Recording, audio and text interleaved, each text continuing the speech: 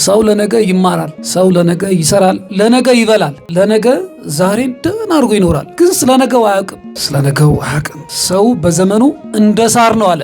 ብዙዎቻችን ለነገ ዛሬን ስንኖር ለነገ እየበላን ነው፣ ለነገ እየተማርን ነው፣ ለነገ እየሰራን፣ ለነገ የቆምን ይመስለናል። ግን ስለ ነገ አናውቅም። ሁሌም የእቅድ ሰው የምትሆነው መኖር የምትፈልገው ህይወት ሌላ ነው፣ ግን ኑሮህ ሌላ ነው፣ የተለያየ ነው። ምክንያቱም አብሮህ ቢኖር ዛር አለ የነገህን ራእይን ስለሚመለከት ትከሻ ላይ ሆኖ ይዘጋዋል። ወይም የጀመርከውን አትፈጽም።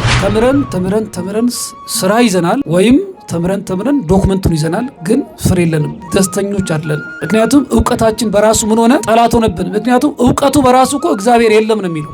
ጌታ ሆይ እባክህን ዛሬ መቆሜን፣ ዛሬ መናገሬን፣ ዛሬ በሰው መካከል ሰው መስዬ መታየቴን ሳይሆን ነገ አፈር መሆኔን አስበህ እንደ ቸርነትህ እንደ ምሕረትህ ማረኝ። ነገን መኖር የሚፈልጉ ሰዎች ነገን ለመኖር ዛሬ ገንዘብ ማከማቸት፣ ሰው በገንዘብ ብዛት አይደለምና ተጠንቀቁ ወዳጆቼ። ነገን መቆም የምንችለው ዛሬ እግዚአብሔርን ስንይዘው ነው። ምክንያቱም አይደለም የያዝነው ነገር እኛ የለበስነው ስጋም ነገ ምንድን ነው? እግዚአብሔር ደጅ ሆኖ የተጨነቁትን ማጽናናት፣ በቤትና በኑሯቸው ውስጥ የተደበቁትን መንገዱን ማሳየት፣ ይሄ ለዓለም ውድቀት ነው፣ ይሄ ኋላ ቀርነት ነው። ግን ምርጫችን ያደረግነው ማንን ነው? እግዚአብሔርን ነው። ስሙን በክብር ዘንዶን አሸንፏል፣ ስሙን በክብር ጽፏል።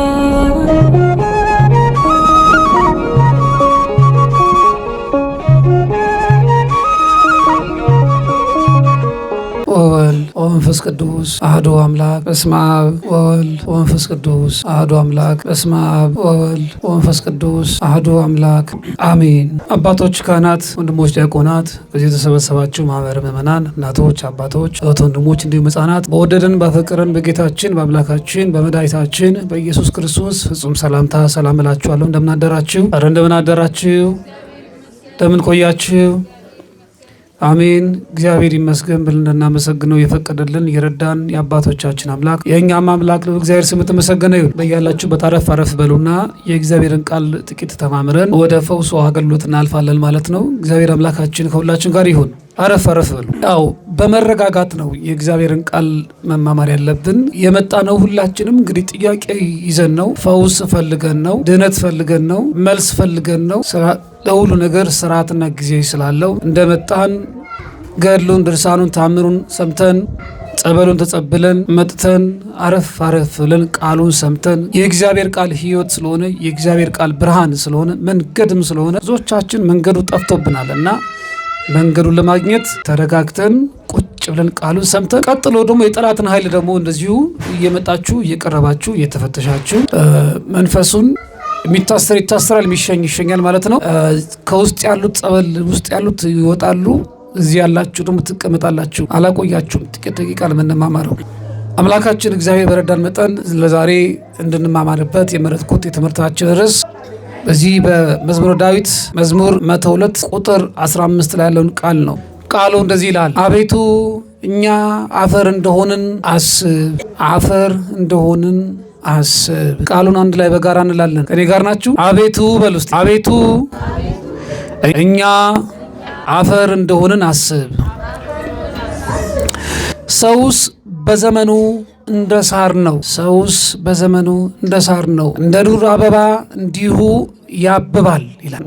እንደ ዱር አበባ እንዲሁ ያብባል። ይህን የተናገረው መዝሙረኛው ቅዱስ ዳዊት ነው በመዝሙር 102 ቁጥር 15። በዚህ የተሰበሰቡ ሁላችንም ይህን ድምፅ የምትሰሙ እህት ወንድሞቼ ከፍጥረታት መካከል ነን። ከፍጥረታት መካከል ብቻ ሳንሆን ከፍጥረታት ሁሉ እግዚአብሔር አብልጦ በአርአያና በአምሳሉ የፈጠረን እንደ እግዚአብሔር አምሳል ሆነን ከፍቅሩ የተካፈልን፣ ከቸርነቱ የተካፈልን፣ ከለጋስነቱ የተካፈልን፣ ከሕያውነቱም የተካፈልን ሕያዋን ነን። ነገር ግን መዝሙረኛው ቅዱስ ዳዊት እንዲህ አለ፣ አቤቱ እኛ አፈር እንደሆንን አስባለን፣ እንደ ዱር አበባ እንዲሁ እናብባለን፣ በኋላም እንጠወልጋለን፣ አፈር እንሆናለን። አፈር እንደሆንን አስብና አታጥፋናል። ሰው እንዲህ ነው እንግዲህ። ሰው እንደ አበባ ነው። ፀሐይ ሲወጣ አበባ ይሞቃል፣ ደመና ሲዳምን ዝናብ ሲወርድ ይለመልማል፣ ደግሞ ይጠወልጋል፣ አፈር ይሆናል። ውሃ ሲያጣ፣ ፀሐይ ሲያጣ፣ ብርሃን ሲያጣ፣ ንፋስ ሲያጣ፣ ደመና መዞሩን ሲያቆም አበባ አፈር እንደሚሆን የሰውም ልጅ እንዲሁ ነው። ያው የሰው ልጅ መንፈሱን ስትወስድበት ምን ይሆናል? አፈር ይሆናል። አሁን መንፈስ በእኛ ዘንድ ስላለ እኮ ነው፣ ነፍስ ስላለች ናት የምንንቀሳቀሰው። እንደ ዱር አበባም ይሆናል። የዱር አበባ እንዲሁ ይበቅላል፣ ያብባል፣ ያምራል፣ ሲያዩት ያጌጠ ነው። ግን ዝናብ ሲቀር፣ ፀሐይም ስትቀር፣ ደመናም ስትቀር እንዲሁ ምን ይሆናል? ይጠወልጋል። ጠውልጎ ብቻ አይቀርም። ምን ይሆናል ወዳጆቼ? አፈር ይሆናል። አቤቱ እኛ አፈር እንደሆንን አስብ። እንደ መቆማችን ያማረን መስሎን የተዋብን መስሎን እንደ መመላለሳችን እንደ አለባበሳችን እንደ መውጣት መግባታችን ሳይሆን አፈር መሆናችንን አስበን ነገ እኛም እንደምንፈርስ አስበን ታውቃለህ፣ አንተ ነው የፈጠርከን። ስለዚህ እንደ ብርታታችን እንደ ውበታችን ሳይሆን እንደ ቋንቋችን እንደ እውቀታችን በምድር ላይ እንዳለን እኛ ከፍታ እንደመሰልን እንደ ከፍታችን ሳይሆን አቤቱ አፈር መሆናችን አስብ። አፈር ነንና ነገ ወደ አፈር እንመለሳለን። ስለዚህ እንደ ጉብዝናችን እንደ ብርታታችን ሳይሆን እንደ ቸርነት እንደ ምሕረት ይቅር በለን አቤቱ አፈር እንደሆንን አስብ። አበባ የዱር አበባ ያድጋል፣ ያብባል፣ ግን የሚያቆመው ነገር አለ። አንድ ቀን ምን ይላል? ይቆማል። እድገቱ ይቆማል። ስለ ነገው አያውቅም። አበባ የነገውን የሚኖረው ዛሬ ከሚያገኘው ነገር ነው። ዛሬ በሚያገኘው ውሃ፣ ዛሬ በሚያገኘው ፀሐይ ሙቀት፣ ዛሬ በሚያገኘው ንፋስ ያብባል። ግን ስለ ነገው ያውቃል እንዴ? ያውቃል? አያውቅም። አንድ ቀን ምን ይሆናል? ይጠወልጋል። የሚያቆመው ነገር አለ። እኛም እንዲሁ ነን። እንዲህ አለ፣ ነፍሱ ከእርሱ ይወጣልና ከእንግዲህ ወዲህም አይኖርምና ስፍራውንም ደግሞ አያውቅምና። በጣም እኮ የሚገርም ስፍራውን አያውቅምና ነፍሱ ከሱ ይወጣል አለ። በቃ ነፍሱ ከሱ ይወጣል ከእንግዲህም ወዲህ አይኖርምም ስፍራውንም አያውቅም። ልክ እንደ አበባ ማለት ነው። ሰዎች የነጋቸውን አያውቁም። ለነጋችን ምንም እናውቀው ነገር የለም። ለዛሬ ግን ቆመናል። ለዛሬ አበባ መስለናል። ከውጭ ስንታይ አበባ፣ አለባበሳችን አበባ ነው። ጊዜያችን አበባ ይመስላል። ኑሯችን ከውጭ ለሚያዩት ዝናችንንም ስማችንን እውቅናችንን በሰው ዘንድ ስንሄድ አበባ እንመስላለን። ግን ስለ ነገው አናውቅም። እንዲሁ ነናል። እንዲሁ ነፍሱ ከእርሱ ይወጣል ስፍራውንም ደግሞ አያውቅምና። ሰው ለነገ ይማራል። ሰው ለነገ ይሰራል። ለነገ ይበላል። ለነገ ዛሬን ደህና አድርጎ ይኖራል። ግን ስለ ነገው አያውቅም። ስለ ነገው አያውቅም። ሰው በዘመኑ እንደ ሳር ነው አለ። እንደ ምንድን ነው አልኳችሁ? እንደ ምንድን ነው? እንደ ሳር ነው። እንደ ሳር ነው። ሲያዩት የለመለመ ነው። ሲያዩት ያማረ ነው። የሰው ልጅ በውጫዊ ማንነቱ ያማረ ሊመስል ይችላል። ውስጥ ላይ ግን ብዙ ነገር አለ። ብዙዎቻችን ለነገ ዛሬን ስንኖር ለነገ እየበላን ነው፣ ለነገ እየተማርን ነው፣ ለነገ እየሰራን፣ ለነገ የቆምን ይመስለናል። ግን ስለ ነገ አናውቅ። እግዚአብሔር ምሕረቱን ይላክልን።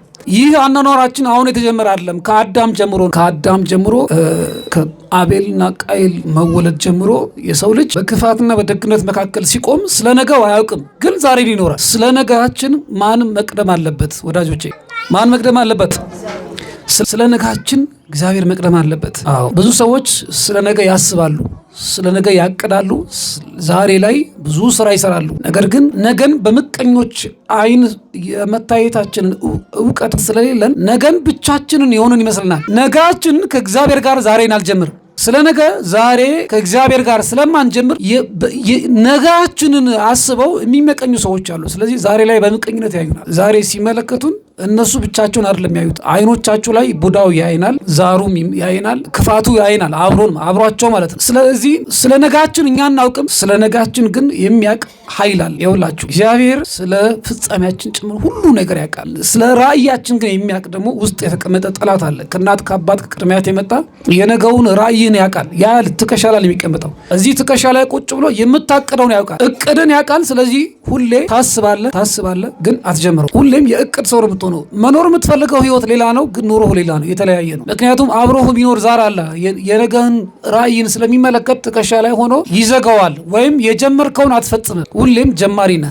ትጀምሪያለሽ፣ ግን ፍጻሜ የለም። ጀምረን እንደምንም ብንጨርሰውም ግን ፍሬውን አንበላ፣ ደስተኛ አንሆንም። ሰው እንደ ሳር ነው። ዛሬን ይለመልማል፣ ያብባል፣ ነገ ደግሞ ይጠወልጋል። አዎ በምቀኞችም ተከበናል። አሁን አላስተዋልም፣ አናውቀውም። መች መጥተው እንደሚረግጡን ግን ለምልመናል። የለመለምን ይመስለናል፣ ግን እንረገጣለን፣ እንጠወልጋለን። ቀጥሎ ምን እንሆናለን? አፈር ጋር እንሆናለን። ሰው እንዲህ ነው፣ እንደ ሳር እንደ አበባ ነው።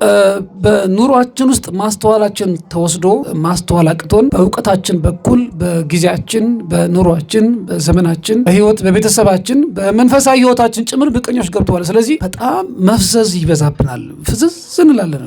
ውስጥ ላይ ያለውን የንቃተ ህሊናችንን ማውጣት እንፈልጋለን፣ ግን በውስጥ በኩል እንዳለው ሀሳብ አይደለም ምንኖር፣ ፈዘናል። ምክንያቱም በኑሯችን ውስጥ አፍዝ አደንግዝ የሚባለው መንፈስ ከፊት ለፊት እየመራን ነው። እግዚአብሔር እንዲመራን፣ እግዚአብሔር እንዲቀድመን ስፍራ አልሰጠንም፣ ጊዜ አልሰጠንም። ምክንያቱም ስለ ነገ ስንማር እግዚአብሔርን አላስቀደም ነው። ስንበላም በስመ አብ ብለን የበላንበት ዘመን ጥቂት ነው። በምንበላው ምግብ በኩል አብሮን ይገባል። ስናውቅም በእውቀታችን በኩል እግዚአብሔር እንዲቀድም ስላልፈቀድን እውቀታችን መልሶ ለእኛውን ጠላት ሆኖብን ተምረን ስራ ይዘናል፣ ወይም ተምረን ዶክመንቱን ይዘናል፣ ግን ፍሬ የለንም፣ ደስተኞች አይደለን። ምክንያቱም እውቀታችን በራሱ ምን ሆነ? ጠላት ሆነብን። ምክንያቱም እውቀቱ በራሱ እኮ እግዚአብሔር የለም ነው የሚል።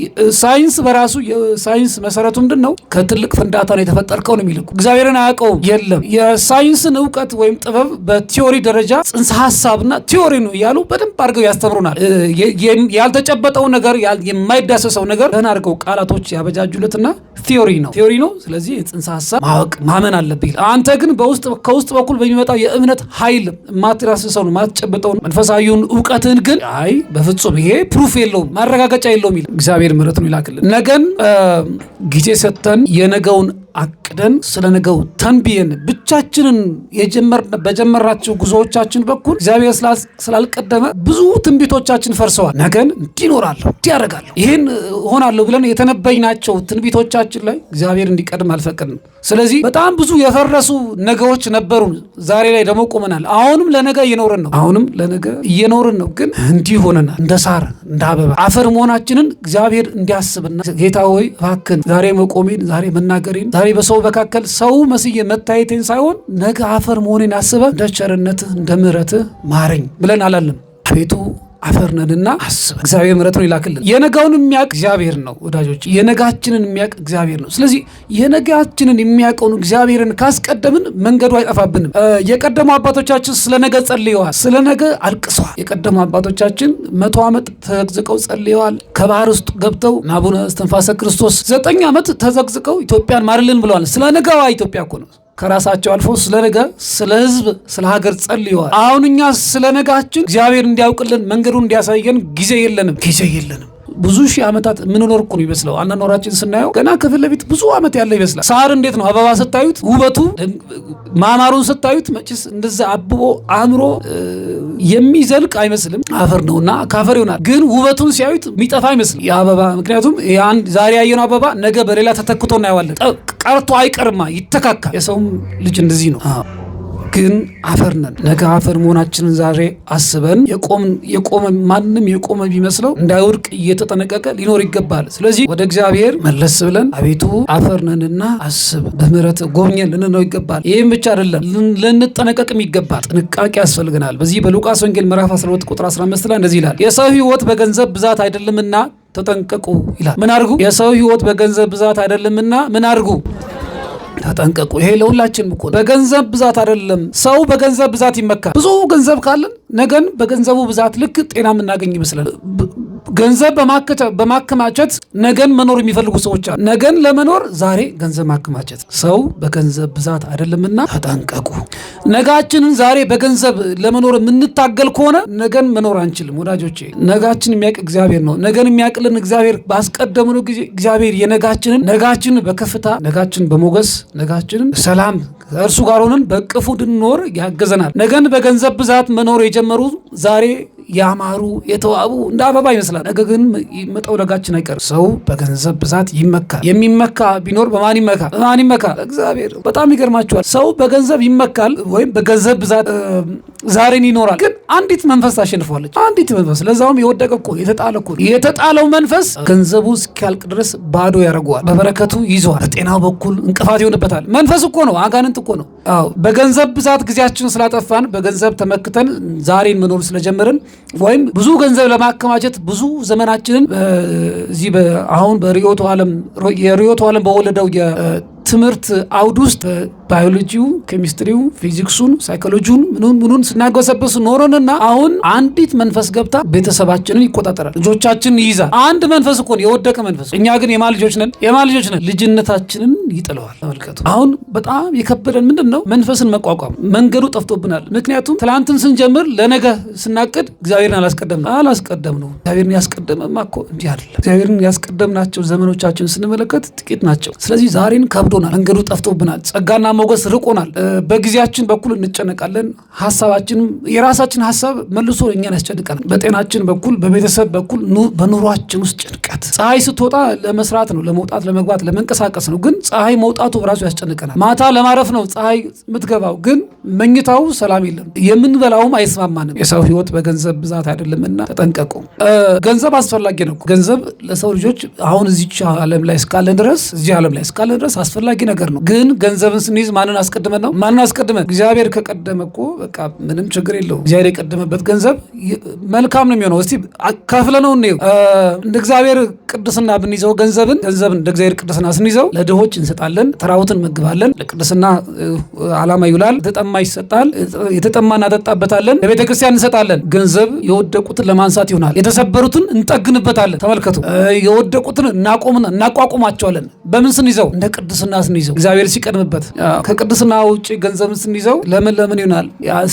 ምንድነው? በመጀመሪያ ደረጃ ገንዘቡ ሳይገባ እጅ ሳይገባ ታቅዳል። አሁን ይህ ገንዘብ ሲገባ በዚህ ይጠጣበታል፣ በዚህ ቃምበታል፣ በዚህ ይጨስበታል፣ በዚህ ደግሞ እንዲሁ በቃ ያስጨፍራል። ሲነጋ ደግሞ ስራ መግባት ያስጠላል። ስራ መግባት እንጠላለን። ምክንያቱም እንደ ቅድስና አልያዝነውማ ገንዘቡ እዛው በቃ መላወዝ ነው። ናላን ያዞራል። ከሰው ጋር ለመገናኘት ሰዓቷት ደግሞ ስትገፋ ደግሞ ቀን ኩሌታው ላይ ደግሞ እንደዚሁ ጫቱን ይያዛል። መጠጥ ነው። በቃ እንዲህ ነው ከቅድስና የራቀ ህይወት። የእግዚአብሔር ቤተ መቅደሶች ሆነን ሳለን ግን ተመልከቱ፣ ክፉ መንፈስ ይቆጣጠረንና ያቆስለናል፣ ያፈዝናል፣ ያደነዝዝናል። እግዚአብሔር ምሕረቱን ይላክልን። ሰው በገንዘብ ብቻ ሊኖር አይችልም።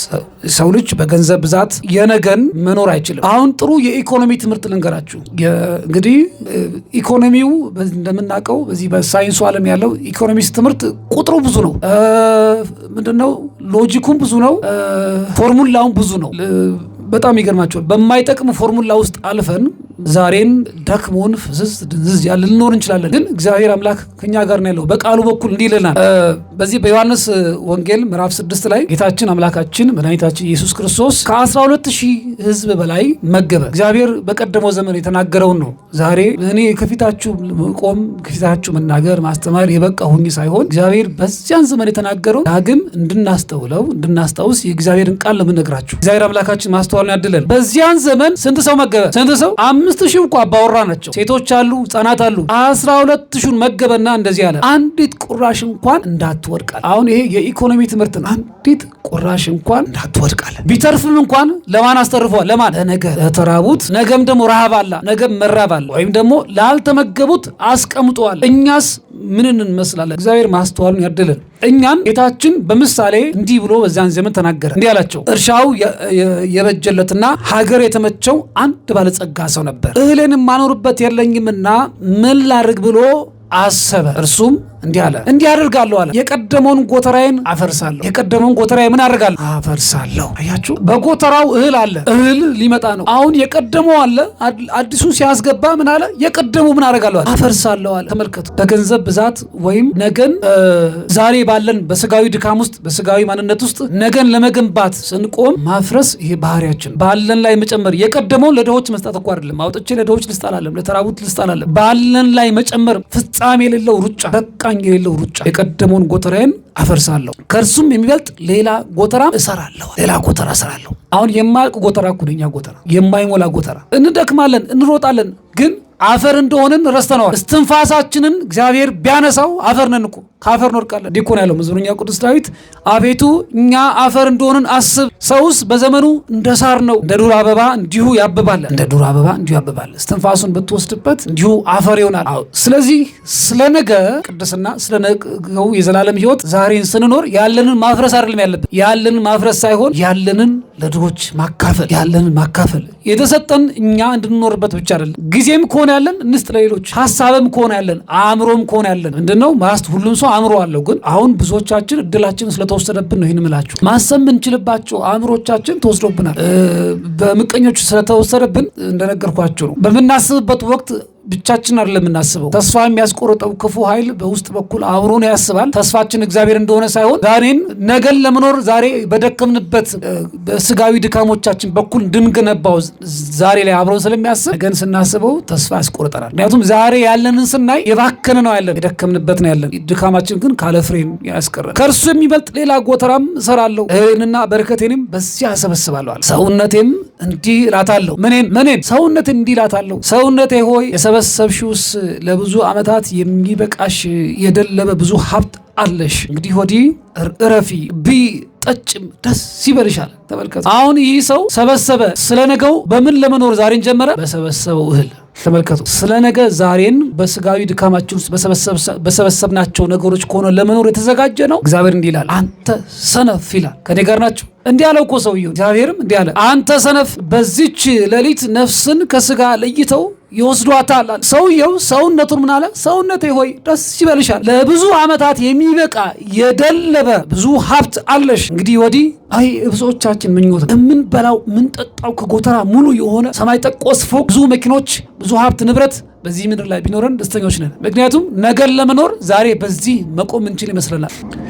ወዳጆቼ ነገን መቆም እንችለው ዛሬ እግዚአብሔርን ስንይዘው ነው። ምክንያቱም አይደለም የያዝነው ነገር እኛ የለበስነው ስጋም ነገ ምንድን ነው? አፈር ነው። የዘላለም ሕይወት እንዳለን ዘንግተናል። የዘላለም ሕይወት አለ ከፊት ለፊት። ለዘላለም ከእግዚአብሔር ጋር የምንኖረው ሕይወት አለ። ምንም ባይኖራችሁ በዚህ ምድር ባዶ ሆናችሁ እግዚአብሔር ካለን በቃ አለቀ እኮ ጉዳዩ። ለዘላለም ከማን ጋር ነን? ከእግዚአብሔር ጋር ነን። ነፍሴ ሆይ አላለም። ነፍሴ ሆይ ብሎ ለነፍሱ የጽድቅ ስራ አልሰራበትም ባለው ነገር። አያችሁ፣ ሰውነቴ አለ፣ ሰውነቴ ሆይ የሰበሰብኩልሽ ለብዙ ዘመን የሚሆን ነው። ስለዚህ በቃ እረፊ ብይ ጠጪም አለ፣ ደስ ይበልሽ። የስጋ ደስታ፣ የስጋ ህይወት፣ የስጋ መንገድ ፍጻሜ ሞት ነው። ክርስቲያኖች ፍጻሜ ሞት ነው። ነገር ግን ሕያው ሆነን ከእግዚአብሔር ጋር እንድንኖር ስሙን ጠርተን የማናፍረው ዘውትር ከደጁ እንዳንጠፋ እርሱን ተስፋ አድርገን ከተመገብነው እውቀት በላይ ከሰበሰብነው ገንዘብ በላይ አለን ብለን ከተመካንበት ዘመዶቻችን አሉን ብለን ከተመካንባቸው ባለስልጣኖቻችን በላይ አሉን ብለን ነገን ስናስብ እነሱን ያስቀደምን ዛሬን ከኖርንባቸው የኛ ካላቸው ነገሮች በላይ እግዚአብሔር ይበልጣል። እርሱ እግዚአብሔር ደግሞ እኛን አይተውንም። እርሱ እግዚአብሔር ሁሌም ይቀርበናል። እርሱ ከኛ ጋር ነው ያለው። እርሱ ከኛ ጋር ሲሆን አንድያ እናቱን ሰጥቶን ነው። አንድ ያለችውን እናት ሰጠን ለኛ። በስሟም ደግሞ ብንማጸን ብንጠይቀው ስለ እናቱ ብለን ምንም ነገር ብንጠይቀው ሊሰጠን። አሁን ችግሩ ምንድን ነው? አጠያየቃችን ነው። የጥያቄያችን መንገድ ነው ወይም የምንፈልገው ነገር። ስለ ነገ ስናስብ ዛሬ የምንፈልገው ምንድን ነው?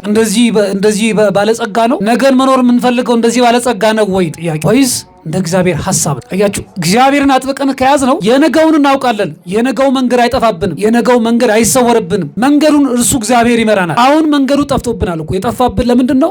እግዚአብሔርን ሳናስቀድም በኑሮዎቻችን ውስጥ የኛን ሐሳብ፣ የኛን እውቀት፣ የኛን መንገድ ይዘን መጣን። ታገልን፣ ከኑሮው ጋር ታገልን፣ ከጊዜው ጋር ታገልን። በቤተሰብ ውስጥም ትግል አለ።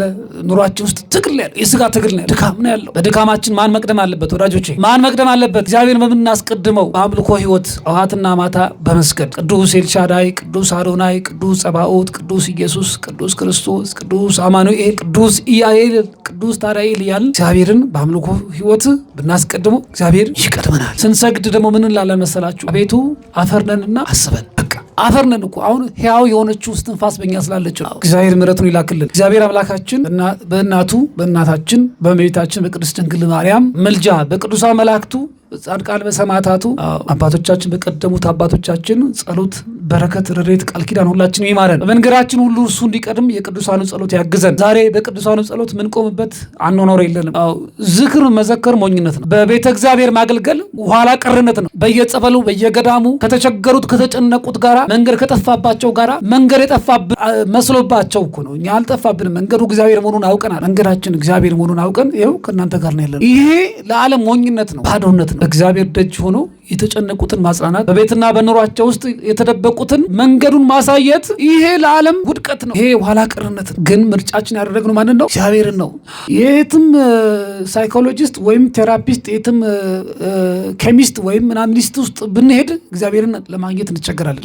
እግዚአብሔር ያለው ሞኞች ወይም እንደዚህ ባዶዎች ተብለው ሰነፎችም ተብለው ምንም እውቀት የላቸው መሃይሞች ተብለው እግዚአብሔርን ፍለጋ ከወደቁት ስፍራ ላይ ነው ያለው። እግዚአብሔር ያለው በዚህች ቦታ። እውነተኛ ሰላም ያለው ከዚህ ነው። እውነተኛ መንገድ ያለው ከዚህ ነው። እዚህ ስትመጡ ደግሞ ድንግል ማርያምን ጠይቋት፣ አውሯት፣ ተነጋገሯት። እሷ ከኛ ጋር ናት ያለችው። እመቤታችን ከኛ ጋር ናት ያለችው። ሰላምታዋ ያስፈልገናል። ሰላምታዋ ለኑሯችን ያስፈልገናል። ሰላምታዋ ለጊዜያችን ያስፈልገናል። ለልጆቻችን ሰላምታዋ ያስፈልጋል። የድንግል ማርያም ሰላምታ ለልጆቻችን ያስፈልጋል። አሁን ችግሩ ምንድን ነው?